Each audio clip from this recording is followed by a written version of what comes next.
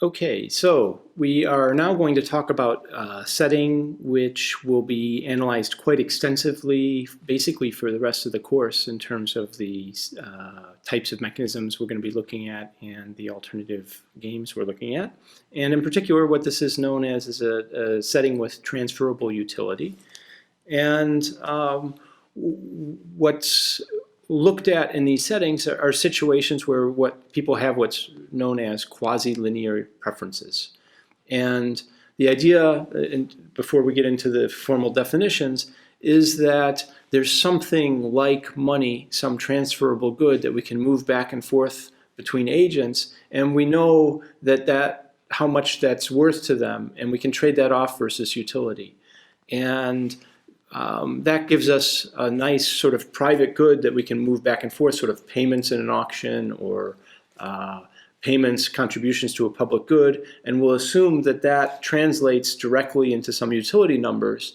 And the importance of doing that is it's going to give us a lot of power in terms of aligning incentives by making people's payments encapsulate the externalities that they're imposing on others in terms of decisions. So once we have transferable utility, it'll give us a lot of power in designing mechanisms in terms of making sure we basically can price everything, and we can figure out what kinds of prices people should be paying to change one decision to another decision, and that's going to be a very useful tool in designing mechanisms as we go forward.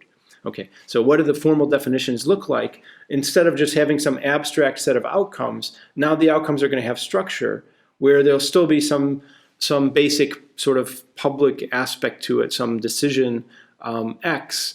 And then the other part is going to be a set of real numbers where we give each individual some payment or have them make a payment. So there's some transfers going on between the different individuals, and so we will have some list Rn of what those payments are. So in this particular setting, when we have quasi-linear preferences, so people have quasi-linear. So here, what we're going to have is things are going to be linear in this second dimension. So we can think of an outcome now as being a list of what's the public decision, some X and X, and then also some P, which is going to be a P1 through Pn of what those payments are.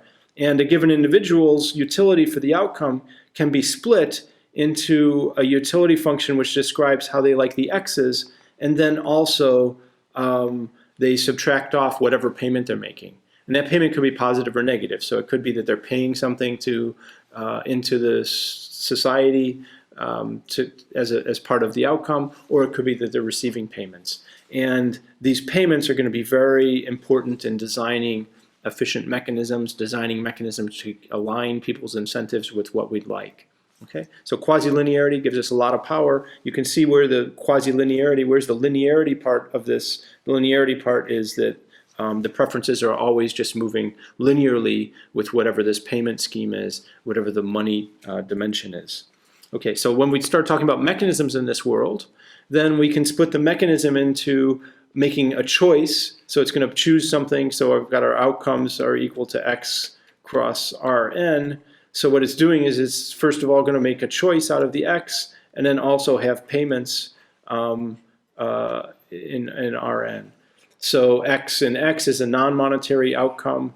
And we'll use the term money here. It's not clear exactly what the transferable good is, but there's some way of moving something back and forth which people can equate with utility. So there's some non-monetary outcomes. Often these are called public decisions, the aspect which is going to be common to all the agents. And then we've got these private payments where each person is making a payment into the mechanism. And if PI is negative, then that means they're actually getting a net payment to them. And the implications in terms of making this kind of assumption in terms of these preferences, first of all, the utility that somebody has for this outcome can be separated out from the utility that they get from the payment. So it's not influenced by the amount of money or wealth an agent has. And secondly, people care, a given agent cares only about X and their payment PI. They don't care about, say, PJ, where J is not equal to I. right? So they don't care what payments other people are making. They just care about what's the overall decision, which candidate do we pick, or which public good do we pick, or what decision are we making in terms of who gets what good, and then what payment do I have to make. And I don't care what other people's payments are to the extent that it doesn't enter into my payment. Okay, so that's the setting. And then a direct mechanism in this world is going to be a combination of some choice, some x theta, which comes out of x, and a payment scheme as a function of the thetas. So now we announce our thetas, and then society spits back at us a public decision, this non-monetary decision, and then a list of transfers or payments that we're each going to make. Okay, so that's a direct mechanism.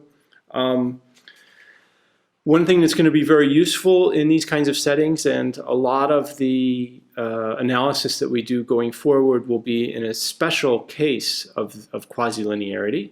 And when we're thinking about the utility that individuals have, so now we're writing people's utility overall as a utility of what the x is and the theta minus pi of theta, right? So, and this x can depend on theta.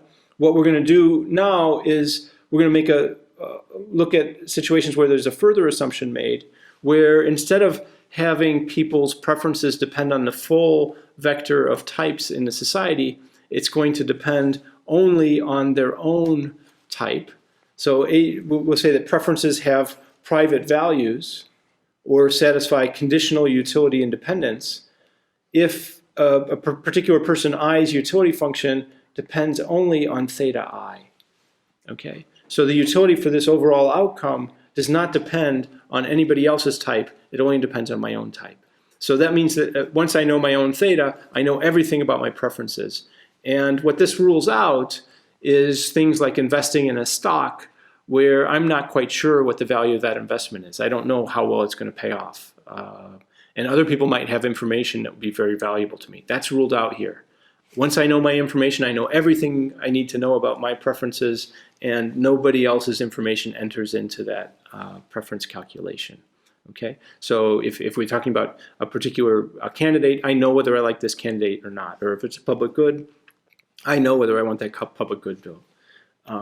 So what's nice about the private good setting is now instead of just thinking about theta i's, we can think of just people just telling us what their utility function looks like. So we can think of the private information they have is just a valuation function, vi of x, which is equivalent to this ui of x of theta I. So the theta just becomes telling us what that function is. Okay, so agents have a valuation function, which is basically the value that they have of any particular allocation x. Okay, and so then when we start thinking about direct mechanisms, we can think of the space of individuals that the private information individuals have as these VIs. So in particular, everybody can tell us instead of a type, they tell us now their valuation function. And the standard notation we'll use is that people will tell us some v hat I, which might be a lie. I mean, so dominant strategy mechanisms might not always exist. It could be that people are going to tell us some alternative valuation function instead of the true valuation function. And so we can look at when is it that they're going to want to tell us their true valuation function. So now we ask people, how do you value these different alternatives? And under this private value or conditional utility independence condition, they know their own preferences, and they can tell us what that preference function is. And then we can look at mechanism design and ask it, when is it that possible in now this quasi-linear world with these private values to get people to truthfully tell us what their preferences look like.